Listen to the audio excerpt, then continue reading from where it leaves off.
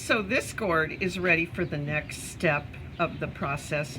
I've done the bottom because I taught another class and I wanted to show them modeling. It's a balance of alcohol ink and pigments, and I think there might be some leather dye in there. So now I'm ready for the top. To see, this one I cut out very nice and neatly, not with the big drill bit. I took good care of it so that it fits exactly on there real easily.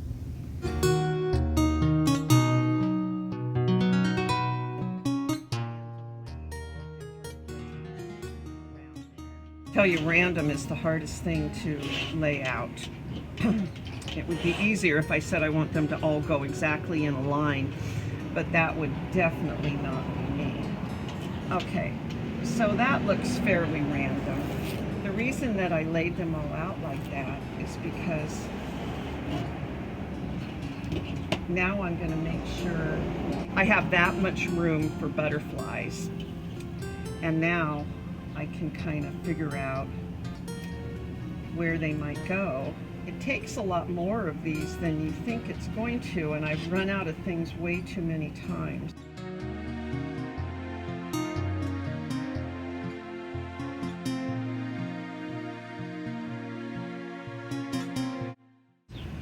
Okay, let's say that here we're going to have this curve around and do some butterflies there.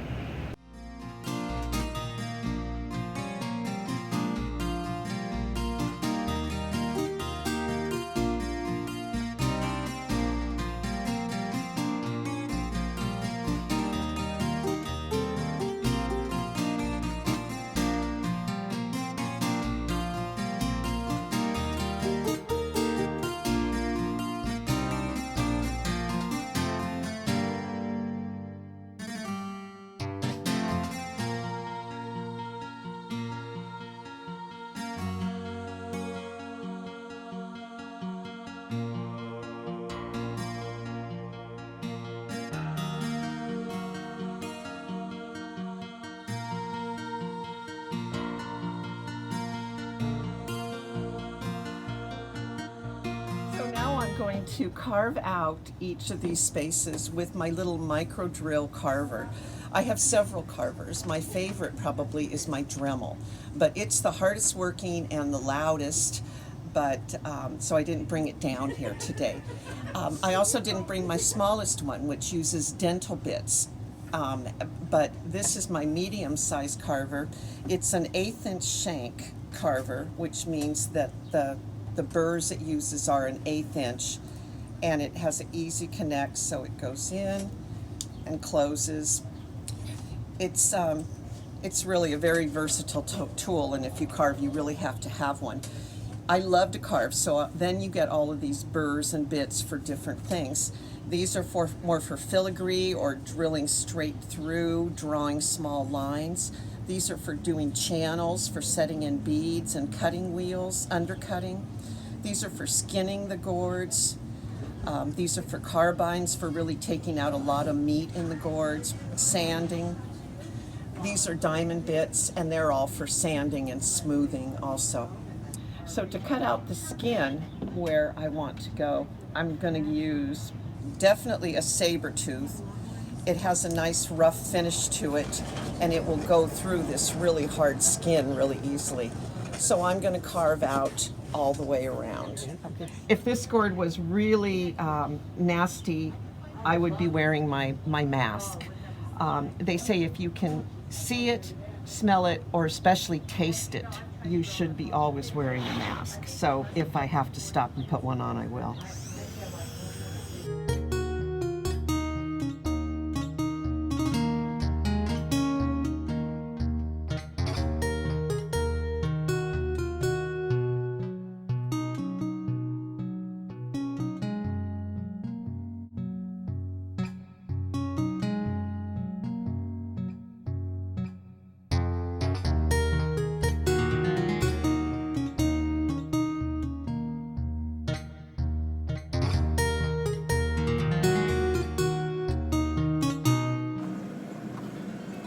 I'm going to make it a little bit bigger. The gourd is this thick, And I've gone down that far, so I know that I can go down quite a bit further.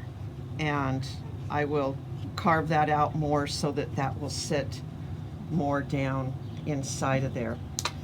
The next thing, I won't do any more of those, they're all basically the same. Now I'm going to carve off this big swatch right through here.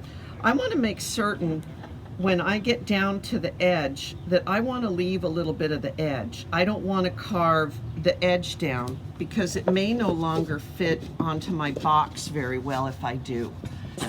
I take a lot of carving classes from pretty well-known carvers, Bonnie Gibson and Julie Hemmer, whose specialty is carving. And so I have some burrs that are pretty unique to that situation. For that one, I am going to, again, use a saber tooth because I want it to really rip the skin off of there. But I'm going to use this one. It's going to make a nice flat rim running right around there. And when I go this way, it goes right up against the body of the gourd. So it should go pretty quick and simple. It does not have grooves on the outside here. That's a whole different one that's very dangerous. I like mine to be flat on the end. It's just...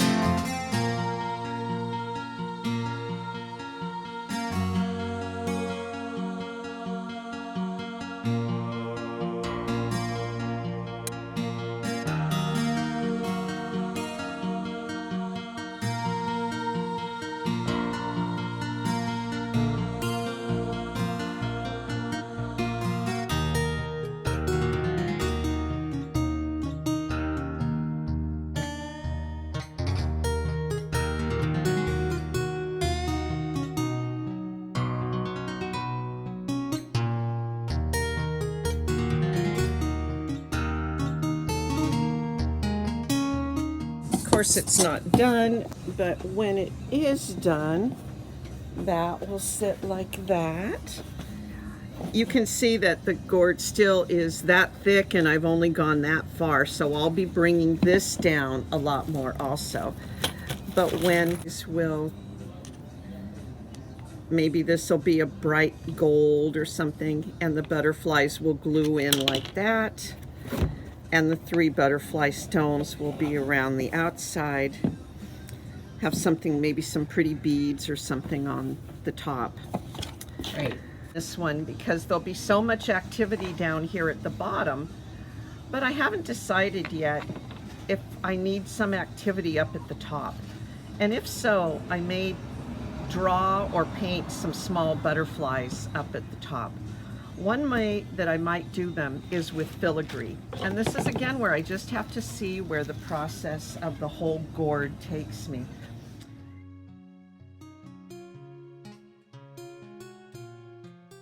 Filigree is where you cut completely through and you can leave a pattern where you can actually see it.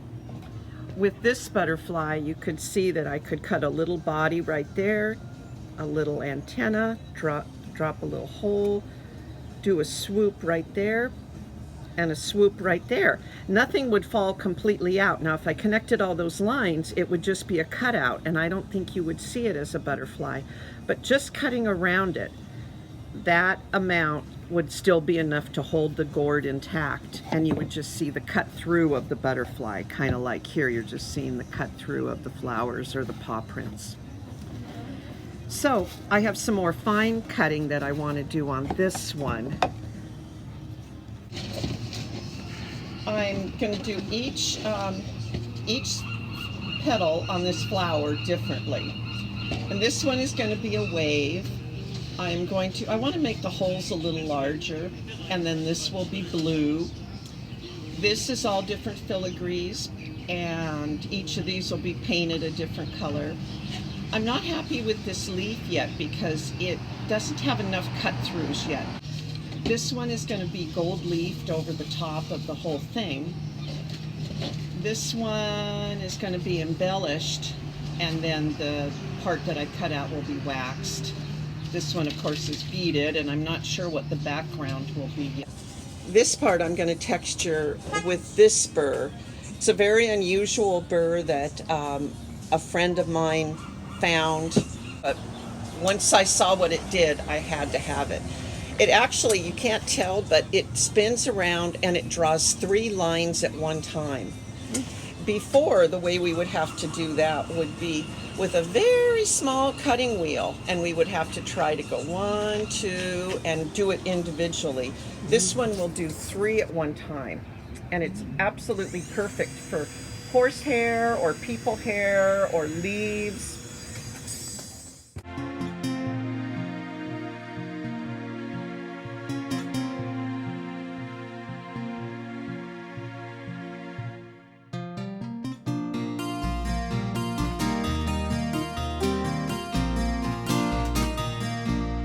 The fact that you see that this is black is a few different things going on. It can either be this is too hot and it's actually burning. In this case, what it means is that this is a very oily gourd, and I already know that. All these dark spots here are just oil in the gourd. Apple gourds are notoriously hard and oily. Every gourd has its own characteristic, and within the gourd it can have spots that are completely different than other spots. When you really are used to carving, you kind of get to know what's going on, because if you were burning, it's either that you're not running high enough on your speed, or you're pressing down too much, or you're going too slow. So carvers are always watching and they're always listening.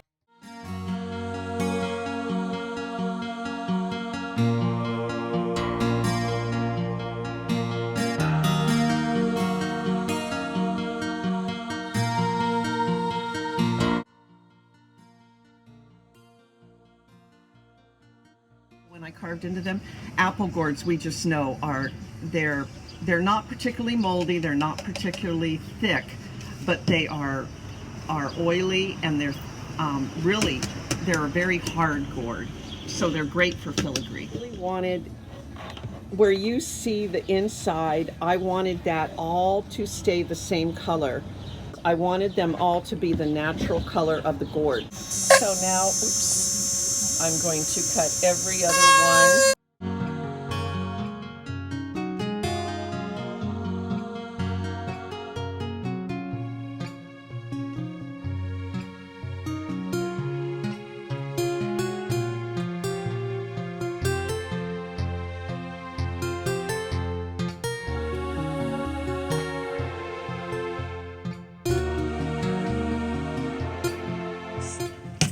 I wanted these holes to be larger, so I'm just going over them with a drill bit.